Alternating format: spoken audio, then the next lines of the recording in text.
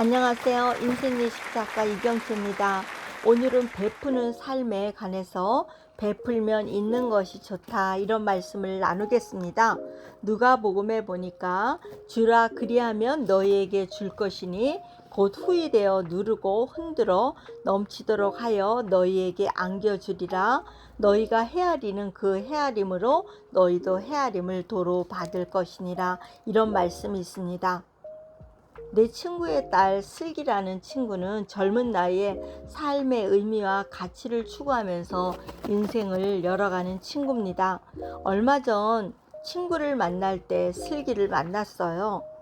그녀는 아프리카 짐바브웨에 선교를 마치고 왔어요.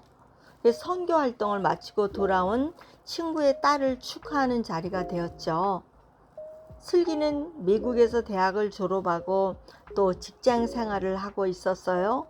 그러나 지금은 아이들 둘을 키우고 또 곧 출산을 앞두고 있는 새아이의 엄마이기도 하죠.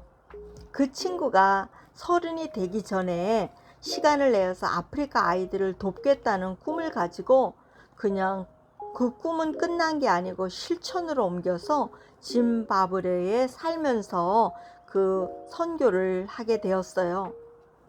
그런데 그때 물가가 얼마나 비싼지 100조짜리 지폐가 있을 정도라고 합니다. 계란 3개를 사는데도 지폐를 한 바구니 가져가야 할 상황이었대요. 지금은 달러를 공용 화폐로 쓰고 있다고 합니다. 그만큼 어려운 나라가 되겠죠. 아프리카에서 봉사하겠다는 그녀는 그 나라 아이들과 함께 생활을 하고 공동체에서 함께 생활하고 직접 아이들을 또 음식을 만들어 먹이고 씻기고 공부를 가르쳤습니다. 직장 생활하며 모은 돈을 가지고 가서 의미 있게 사용을 한 거죠. 미국에서 대학을 졸업했으니까 아이들에게 또 언어도 잘 가르칠 수 있었습니다. 그 아이는 고등학교 시절부터 컨벤션이라는 후원단체를 통해서 탄자니아의 7살 아이 삼손을 위해서 10년이 넘도록 매월 3만 원씩 꼬박꼬박 후원을 했습니다. 고등학교 시절부터 했으니 그건 쉬운 일이 아니었죠. 그가 선교를 마치고 오는 길에 아프리카 주변국의 탄자니아를 거쳐왔어요. 그곳에서 우연히 컨벤션이란 단체가 있는 것을 알게 되고 그곳에서 친구 부부를 만났다고 합니다. 그 탄자니아 마을에서 200명이 넘게 장학 후원을 받지만 직접 후원했던 사람이 찾아온 경우는 2번째고 한국 사람이라고 하면서 축복받은 아이라고 온 동네가 축제가 벌어졌습니다. 그때 7살이던 아이가 이제 19살이라고 했는데 이 얘기를 나눈 지가 몇 년이 되었거든요. 옷가지야 선물을 사가지고 초대받은 집에 들어가니까 10년이 넘는 동안 후원한 슬기의 사진과 편지들이 온 집안에 도배를 되어 있다랍니다. 탄자니아 아이 삼손은 자기를 10년이 넘도록 후원한 분이라며 언젠가는 반드시 자기를 찾아올 것이라고 벽에 써 놓았대요.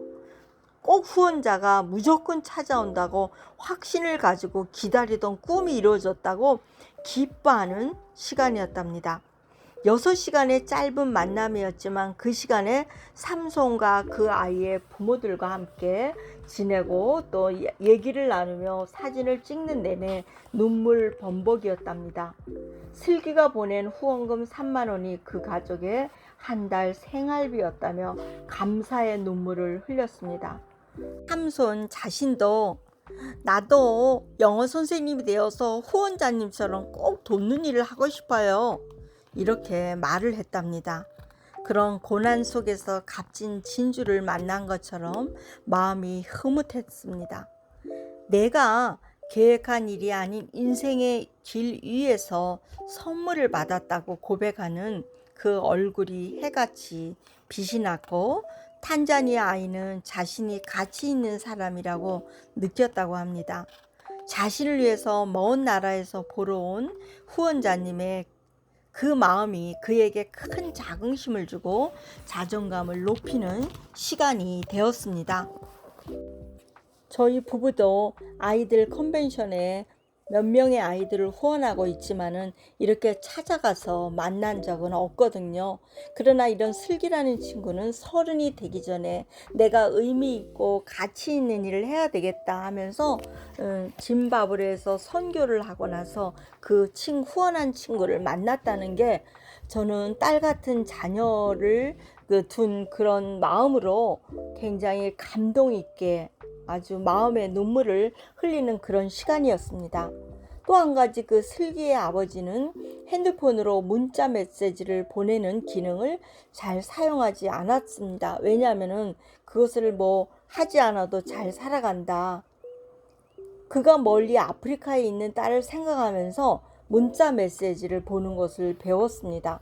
딸을 위해서 밤새도록 배우고 익히면서 사랑하는 나의 슬기 이렇게 시작하면서 아버지의 첫 메시지를 본 슬기는 얼마나 기뻤는지 몰랐다고 행복해 했습니다. 슬기 아빠는 1970년대 어려운 시절에 후원을 받았던 시간이 있었답니다. 뉴질랜드에 사는 후원자가 3년 동안 매월 300원씩 국제기구를 통해서 후원을 해 주었습니다. 그 돈으로 어려웠던 생활에 큰 도움이 되고 또 힘이 되었다고 했습니다. 그때 아버지가 받은 후원을 딸이 대갚아준 셈이 되었죠. 아버지는 뉴질랜드를 통해서 국제기구에서 은혜를 입고 자녀는 슬기는 아프리카에 있는 아이에게 은혜를 끼쳤습니다. 심은 대로 거두는 거죠. 그런 친구 부부와 이야기를 나누는 내내 가슴이 뭉클했어요. 그런 폐허 같은 우리나라가 이렇게 잘 살게 된 것도 서로 도움을 받고 또 원조를 받고 이런 시간들을 감사하고 잊지 말아야 되겠습니다. 지금도 누군가에게 도움이 필요한 손길에 베푸는 삶이 된다면 선한 영향력을 끼치는 것이 아닐까요? 누군가에게 보화가 되고 그들에게 자긍심이 되고 자존감이 또 회복되고 꿈이 생기고 더 큰 일을 하게 될 것 같습니다. 우리가 베푸는 삶에 30이 되기 전에 슬기가 값진 시간을 했던 것처럼 우리도 또 저도 더 값진 시간을 많이 만들도록 하겠습니다. 우리 함께 응원하는 시간이 되었습니다. 인생 레시피 시간이었습니다. 행복하세요. 샬롬.